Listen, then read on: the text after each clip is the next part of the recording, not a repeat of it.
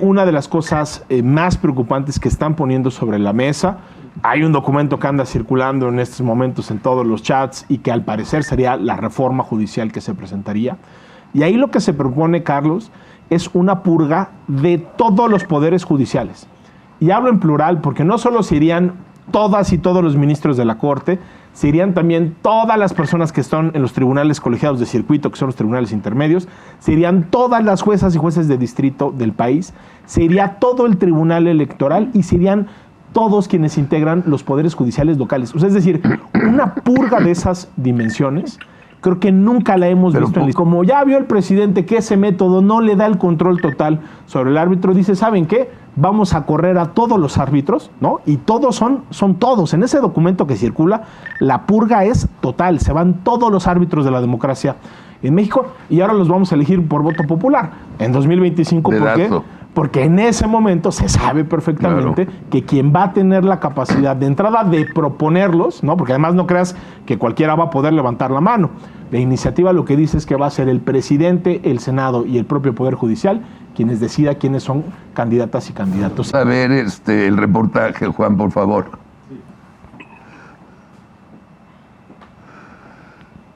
Ya estamos considerando el que voy a enviar en el paquete del día 5,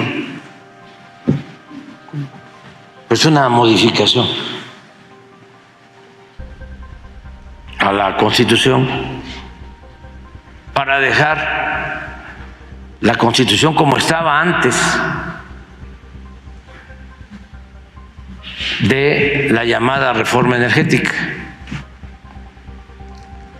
dejarla como la dejó el presidente López Mateos. Este lunes 5 de febrero, López Obrador enviará al Congreso una serie de reformas constitucionales con las que intentará distraer a la opinión pública, mientras la campaña de Titina Sheinbaum naufraga y Morena se desmorona desde adentro. El pasado 12 de enero, AMLO anunció que este año no asistirá a Querétaro para conmemorar la promulgación de la Constitución mexicana de 1857, un acto al que, tradicionalmente, acuden representantes de los tres poderes de la Unión. Este 2024, el presidente brillará por su ausencia. Y es que, con el pretexto de la presentación de sus reformas, AMLO quiere evitar otro polémico encuentro con la ministra presidenta de la Suprema Corte de Justicia de la Nación, Norma Piña, quien durante la ceremonia de 2023 desairó a López Obrador y no se puso de pie para aplaudir al presidente, un gesto que reivindicó la autonomía del Poder Judicial en medio de un sexenio de atropellos a la división de poderes. En lugar de AMLO, será la secretaria de Gobernación, Luisa María Alcalde, quien acuda en representación del Ejecutivo. Bueno, eso si no cancela su participación debido a las acusaciones que lanzó en su contra la exdirectora de la extinta Notimex, San Juana Martínez, quien amenazó con revelar más audios que exhiben la corrupción al interior del gobierno de López Obrador y de Morena. Volviendo a la agenda legislativa de AMLO, las reformas sobre las que ha hablado en las últimas semanas incluyen la del Poder Judicial. Morena y sus aliados pretenden la locura de que todos los ministros, jueces y magistrados del país sean elegidos por voto popular, como si se tratara de un concurso de popularidad. También buscará elevar a rango constitucional la militarización de la seguridad pública, al proponer que la Guardia Nacional se incorpore definitivamente a la Secretaría de la Defensa Nacional. Recordemos que cuando se creó la Guardia Nacional, se estableció que tenía 5 años para consolidarse y tener un mando civil. Pero como casi todo en este sexenio, los militares han tomado su control y no quieren soltarlo. Otra polémica reforma de AMLO es la de las pensiones. El morenista propone que los jubilados reciban el 100% de su último sueldo como pensión, algo que complica en gran medida la sostenibilidad del modelo de seguridad social. La virtual candidata presidencial de la oposición, Xóchitl Gálvez, anunció que las bancadas en el Congreso del PAN, PRI y PRD respaldarán esta reforma siempre y cuando Morena aclare de dónde provendrán los recursos suficientes para que los mexicanos tengan pensiones dignas. Y como buen intento de dictador, López Obrador quiere desaparecer a los contrapesos de nuestra democracia. Es decir, quiere desaparecer a la mayoría de los órganos autónomos del Estado mexicano. AMLO está enfurecido con organismos como el INAI, que han ayudado a exhibir múltiples casos de corrupción en su gobierno. especialmente en sus megahoras, así como el tráfico de influencias por parte de sus hijos, exhibido por periodistas como Carlos Loret de Mola, entre otros. López Obrador también quiere desaparecer al INE, el instituto que validó su triunfo electoral de 2018, y también a la Comisión Nacional de los Derechos Humanos, decisión que apoya a su presidenta, la impresentable Rosario Piedra Ibarra. AMLO también propondrá reformar la Constitución para prohibir el uso de drogas químicas, como el fentanilo, garantizar la continuidad de los planes de justicia de los pueblos indígenas, para prohibir el maltrato animal, además de elevar a rango constitucional más programas sociales, como Jóvenes Construyendo el Futuro. Otra para bajar de 40 a 30% el umbral necesario para que las consultas populares sean vinculantes, y ya de paso, otra más para imponer la llamada Ley Bartlett en materia eléctrica y volver a los tiempos del presidente Adolfo López Mateos, en donde el Estado era el amo y señor del sector, yendo en contrasentido del siglo XXI con energías limpias y renovables. Para que todo esto ocurra, es necesario que tanto la Cámara de Diputados como el Senado aprueben por mayoría calificada, es decir, 2/3 partes de cada recinto, las reformas de López Obrador, quien sabe muy bien que Morena y sus aliados no tienen los números y la oposición rechazará la mayoría de sus reformas.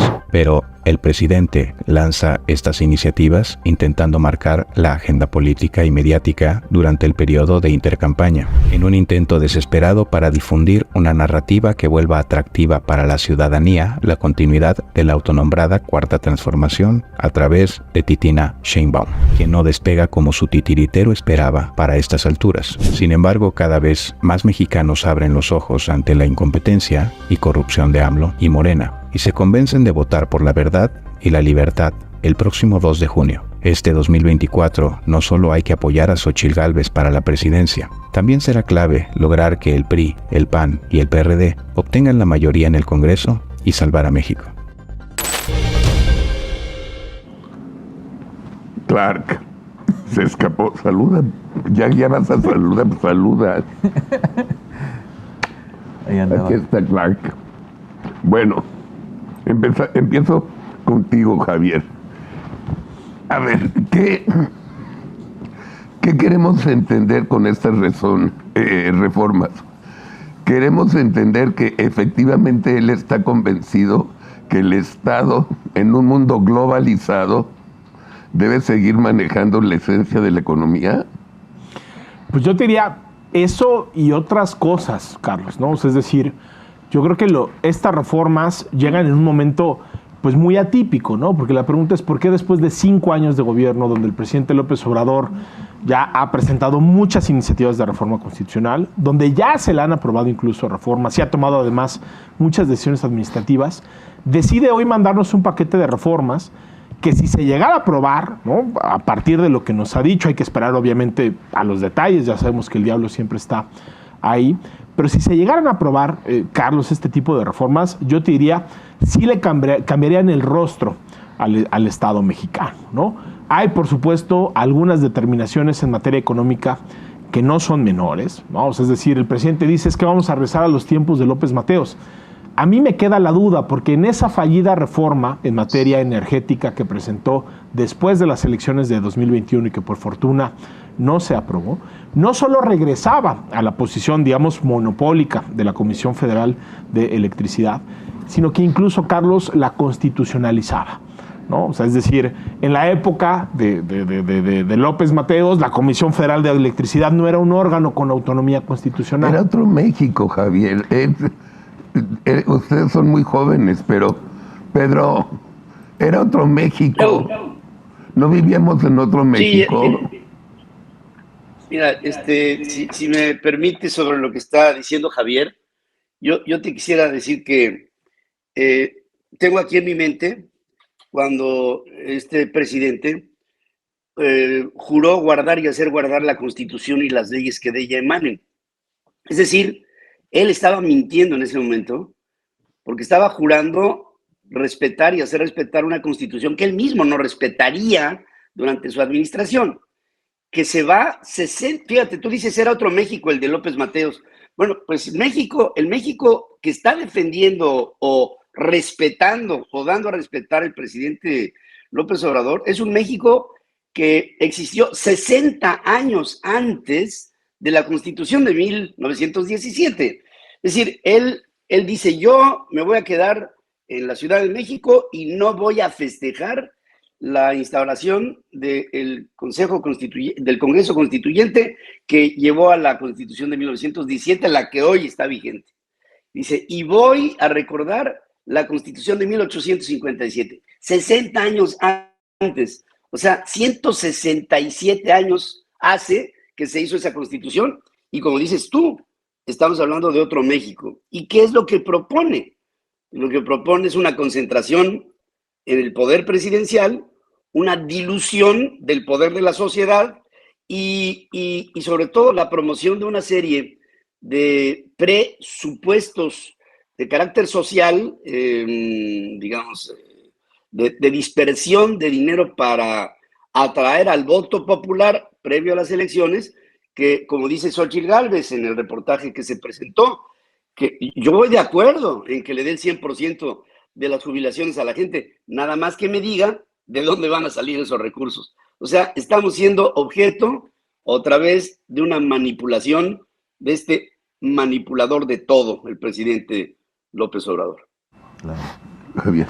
Y yo te diría, en algunos casos es incluso mayor el retroceso que respecto de las épocas del viejo PRI, ¿no? Yo creo que una de las cosas más preocupantes que están poniendo sobre la mesa, hay un documento que anda circulando en estos momentos en todos los chats y que al parecer sería la reforma judicial que se presentaría. Y ahí lo que se propone, Carlos, es una purga de todos los poderes judiciales. Y hablo en plural porque no solo se irían todas y todos los ministros de la Corte, se irían también todas las personas que están en los tribunales colegiados de circuito, que son los tribunales intermedios, se irían todas las juezas y jueces de distrito del país, se iría todo el tribunal electoral y se irían todos quienes integran los poderes judiciales locales. O sea, es decir, una purga de esas dimensiones, creo que nunca la hemos visto en la historia constitucional. Explícanos a nosotros que no sabemos ni de política ni de leyes. ¿Cuál es el objetivo de hacer esta purga al sistema judicial cuando ni siquiera en este país hay Estado de Derecho? Pues mira, yo te diría, tenemos un Estado de Derecho muy deficiente, sí, Carlos, pero yo te diría, hoy tenemos un Estado de Derecho mejor que hace 20 años y tenemos un Estado de Derecho mejor que hace 40 años en las épocas del partido hegemónico. Y yo te diría, los poderes judiciales son algo así como los árbitros de la democracia, ¿no? Cada vez que hay algún conflicto que puede ser entre particulares, cuando una persona tiene un problema familiar, un divorcio, un tema de herencia, un tema por despido injustificado, un pleito entre empresas por un contrato mercantil, es decir, lo que tú quieras, tú necesitas un tercero que sea imparcial, que resuelva la disputa, no a partir de cómo le caen las personas que están involucradas en el litigio, sino a partir de las reglas del juego que todas y todos nos hemos dado, ¿no? A través de nuestros muy imperfectos representantes, pero que están ahí por algo, para garantizar la igualdad y los derechos de todas y de todos. Para ponerte un símil, esta reforma es como si en un partido de fútbol dijéramos, ya no vamos a escoger a los árbitros del partido de fútbol a partir de su capacidad técnica, de qué tanto saben, de cómo han pitado, de su independencia respecto de los jugadores del partido de fútbol.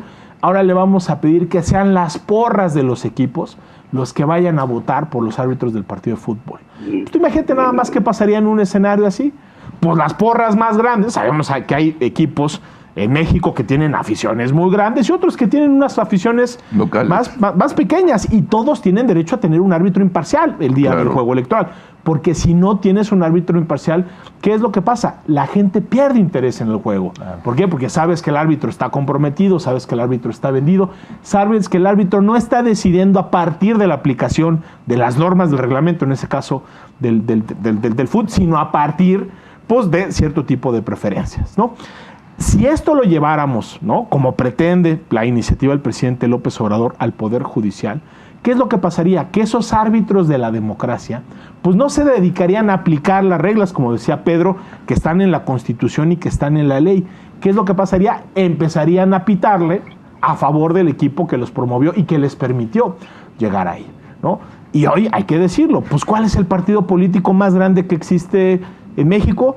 Morena. ¿Cuál es la maquinaria más grande de operación Morena. el día de las elecciones? Morena con el gobierno, porque ese control de los recursos públicos Claro. no es nada menor. Claro, claro. Luego súmale el tema de delincuencia organizada, que también tiene ya unas injerencias que no son ignorables. Entonces, a lo que transitaríamos es a un modelo donde, imagínate, en un esquema donde la Corte, y eso es lo que le molesta al presidente López Obrador, que la Corte le ha tirado decisiones, no porque a la Corte le caiga mal el presidente, No. sino porque son decisiones abiertamente inconstitucionales. Déjame ponerlo así, porque cometieron la falta, porque cometieron el penal, porque estaban en fuera de lugar. Y está enojado el presidente López Obrador con esos árbitros de la democracia, ¿no? Ya lo ha dicho, este procedimiento de designación no le ha resultado del todo conveniente. Ha habido algunos integrantes de la Corte que qué bueno se han mantenido, digamos, en una posición de independencia, a pesar de que el presidente los propuso. Y como ya vio el presidente que ese método no le da el control total sobre el árbitro, dice, ¿saben qué? Vamos a correr a todos los árbitros, ¿no? Y todos son todos. En ese documento que circula, la purga es total. Se van todos los árbitros de la democracia en México y ahora los vamos a elegir por voto popular en 2025. ¿Por qué? Porque en ese momento se sabe perfectamente que quien va a tener la capacidad de entrada de proponerlos, ¿no? Porque además no creas que cualquiera va a poder levantar la mano.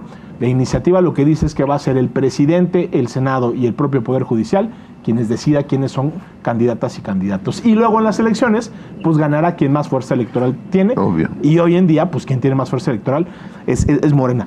Eso nunca lo habíamos visto en la historia de México, ni en la democrática, ni en la autoritaria, ¿no? Por eso te diría, no solo es una vuelta al pasado, yo te diría, es un retroceso de proporciones históricas que sí le podría cambiar la cara al régimen.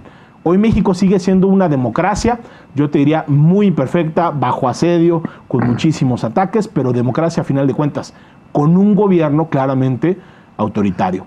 Reformas así sí nos podrían llevar a un escenario donde ya no tendríamos que hablar de la democracia mexicana o tendríamos que hablar de la democracia mexicana, pero en tiempo pasado. Carlos. Oye, Javier, perdón, Carlos. Sí. Javier, ¿existen las condiciones para que esto proceda? Tengo entendido que no, pero tú eres el experto, sabrás mejor. Eso, una. Y dos, ¿qué hay de las declaraciones del PRI que ha dicho que va a apoyar por lo pronto el tema de pensiones? Pues mira, yo creo que ahí la respuesta hay que contestarla en el corto y en el mediano plazo. En el corto plazo, yo creo que salvo esos temas puntuales, ¿no? Donde el PRI ya dijo que quizá en pensiones y quizá en salario mínimo, si van, yo veo muy difícil que de aquí a junio, cuando son las elecciones, vayamos a ver una aprobación. Exacto. Ahora, yo creo que hay que hacerle caso a esta reforma, sí, porque es una jugada, ya lo decía el reportaje, claramente electoral. ¿Qué es lo que quiere el presidente López Obrador? Poner la agenda de las elecciones presidenciales. Desviar la atención. Que no se hable de Claudia Sheinbaum, que no se hable de Xóchitl Gálvez, que no haya rendición de cuentas del gobierno de López Obrador y del gobierno de Claudia Sheinbaum. Lo que quiere el presidente es poner los términos de la discusión en temas... Abonar a la narrativa, ¿no? Y yo te diría, y en temas donde ahí están las encuestas, parece que sí hay un apoyo significativo, ¿no? A cierto tipo de propuestas. Entonces yo creo que hay un objetivo muy inmediato del presidente, que es controlar la agenda de la discusión de las elecciones. Ahora, en el mediano plazo, ¿no? Yo he tenido ahí algunas discusiones con colegas, con otras personas que conocen de la materia, que asumen que la oposición después de las elecciones de 2024 se va a mantener unificada y que jamás en ningún escenario podría aprobar reformas como estas.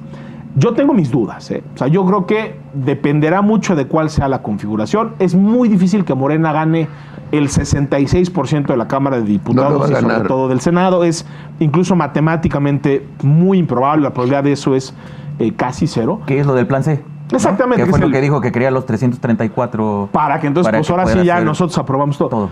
Pero ojo, que si están cerca de esa mayoría calificada, en una de esas, con una parte del PRI, con una parte de MC, con una parte de la oposición, ¿no? PAN, PRD, de ahí podrían salir los votos, ¿no? Entonces, yo sí creo que en el corto plazo hay que verlo como lo que es. Esta es una jugada electorera que abona, como decías, a la narrativa del presidente de la República. Eso es lo que yo quiero tomar en cuenta. A ver, vamos a ver la realidad. La realidad es que estamos en el siglo XXI. De hecho, ya estamos en el 25% del siglo XXI. Toda la época de López Mateos fue en el siglo XX, en los años 60. Era otro México, era otro mundo. El mundo de hoy ya estamos globalizados. México, además, es el país que tiene más tratados de comercio con el mundo. Somos el país número 1. Número 2, pues tenemos el Tratado de Libre Comercio con Canadá y Estados Unidos, que de por sí es el más grande del mundo. El mundo está globalizado. Es otro mundo al que López Obrador cree que vivimos. Yo entiendo su ignorancia, la escuela no le sirvió mucho, lo que pasa en el mundo y el entorno del mundo tampoco le importa en lo más mínimo, y lo que él quiere es regresar a sus ídolos, en la cual el Estado es el que manejaba absolutamente todo y tenía todo el poder. Aún cuando ya es otro mundo, ya es otro México, somos gente con mucha más educación, cada día hay más mexicanos que terminan preparatoria y ha subido el porcentaje en universidad. Entonces, tienes razón, Javier, Pedro, es una mamada lo que está haciendo el presidente, absolutamente del tamaño del mundo, por una razón que yo creo, y te hablo por intuición, Pedro Ferriz, para que luego no me regañes, es lo siguiente: las elecciones están más cerradas de lo que las encuestas dicen. López Obrador tiene sus huevitos en la garganta porque no está seguro que Titina va a ganar.